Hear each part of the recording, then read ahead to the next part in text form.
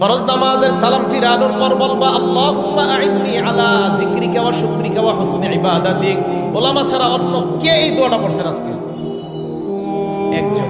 ঠিক আছে, নবীজি তার সাহাবাকে বলছেন জীবনে ছাড়বা না, এটা একজন মাত্র পড়ছে। নবীজি তার সাহাবাকে বলছে মহব্বতের দাবি নিয়ে বলে জীবনে আমল ছাড়বা না, একজন পড়ছে আমল।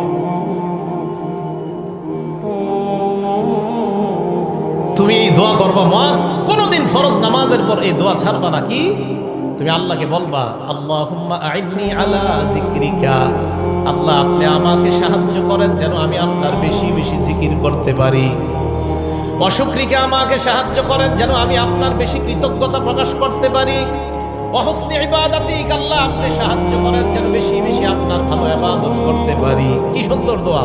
আল্লাহ সাহায্য করেন যেন আপনার জিকির বেশি করতে পারি, সাহায্য করেন যেন আপনার শুকরিয়া বেশি আদায় করতে পারি, সাহায্য করেন যেন আপনার ভালো ইবাদত বেশি করতে পারি।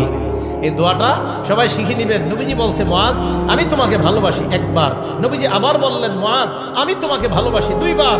এরপর নবী বললেন মুআজ ফরজ নামাজের পর লা তাদাআনা, কিছুতেই কখনোই এই দোয়াটা ছাড়বা না।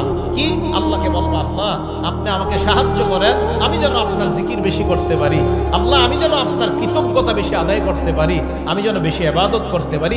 এই দোয়া করা কখনো ছাড়বা না। এটা নবীজি তার সাহাবা হযরত মুআজকে শিক্ষা দিলেন। আল্লাহ আমাদের সকলকে এই দোয়াগুলা শিখে নেওয়ার তৌফিক দান করেন।